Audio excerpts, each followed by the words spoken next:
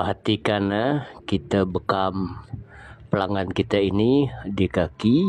Coba perhatikan di bahagian kaki itu. Kita lakukan yang mana kita bekam ni sebelah menyebelah. Apapun ini sekali kita tunjuk di bahagian kaki sebelah ini. Perhatikan darah banyak. Nah, juga kita bekam juga sebelah menyebelah, yang mana paha atau betis sebelah kiri atau kanan.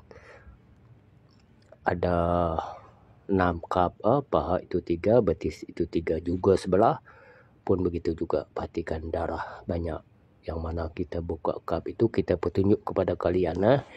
Ini sekadar kita tunjuk ya. Inilah darah yang layaknya dibuang.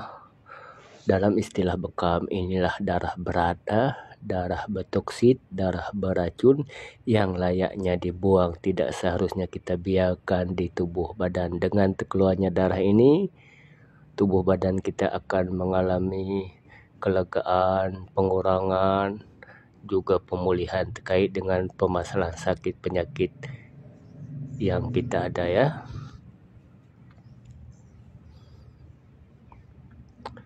Nah, perhatikan darah banyak.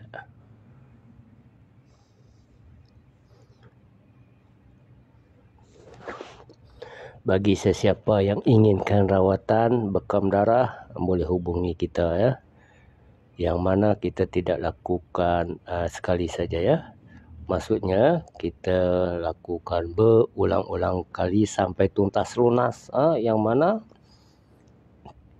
sampai betul-betul darah itu keluar dengan semaksimal mungkin ya. Baru kita berhenti melakukan pembekaman ya. Selagi masih ada, selagi itu kita terus dan terus ya.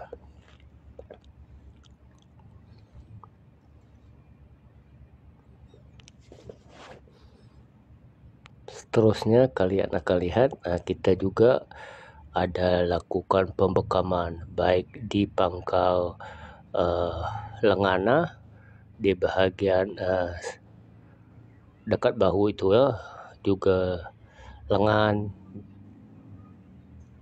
termasuk juga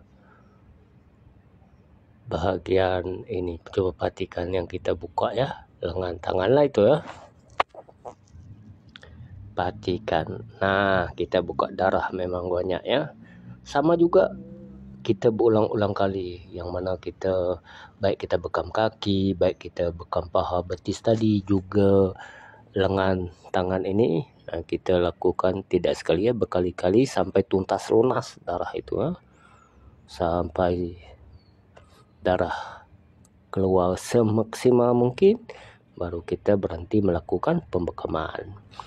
Yang mana dengan terkeluarnya darah ini sangat membantu mengurangi permasalahan terkait dengan mungkin tidak selesa tangan, kebas-kebas, semut-semut, tangan tidak rasa, juga begitu juga paha, betis, kaki, linu. Jadi banyak sebab permasalahan kenapa tidak selesa.